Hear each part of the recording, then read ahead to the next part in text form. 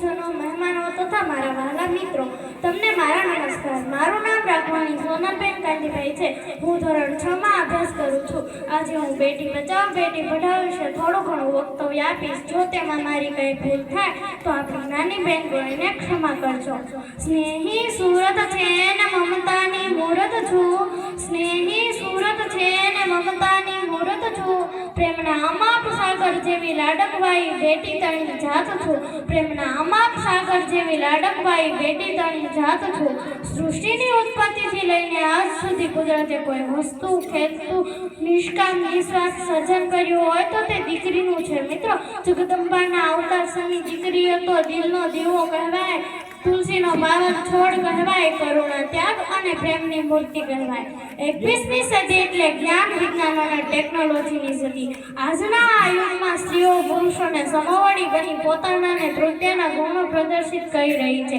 વૈદિક કાળથી લઈને સીતા, અહલ્યા, ગાર્ગી, અપ્પાલા, લોપામુદ્રા જેવી અનેક સ્ત્રીઓએ ઉદાહરણરૂપ કાર્ય કરીને જગતને સ્ત્રી શક્તિનો પરિચય આપી દીધો છે.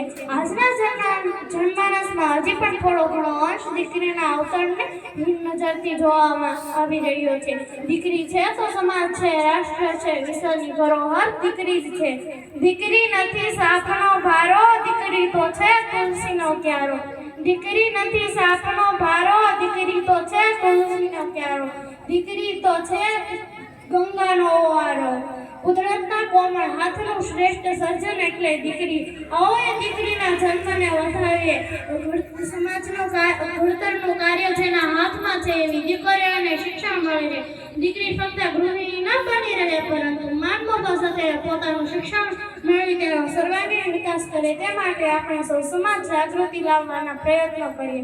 આજે ભારત જેવા વિકાસશીલ દેશમાં ભ્રૂણ હત્યા, નવજાત બેટીઓને તરછોડી દેવાના બનાવો રોજબરોજ જોવા મળે છે.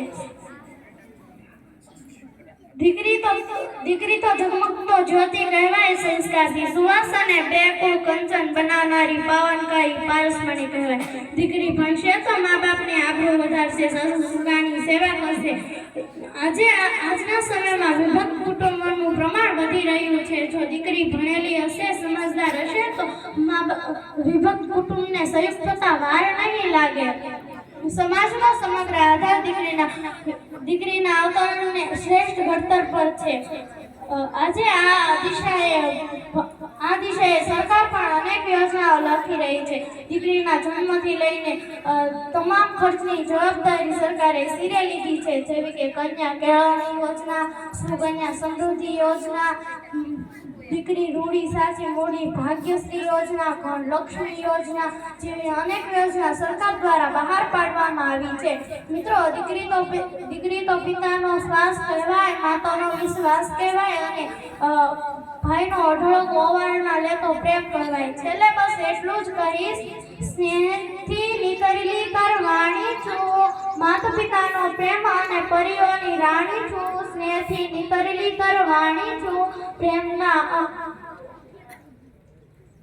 નીતરેલી તરવાણી છું, માતા પિતાનો પ્રેમ અને પરીઓની રાણી છું. બેટી પઢાઓ બેટી બચાવો બેટી સંઘ, અંતે પ્રેમ અને લાગણી વાવો. વસ્તુ જય જય ભારત.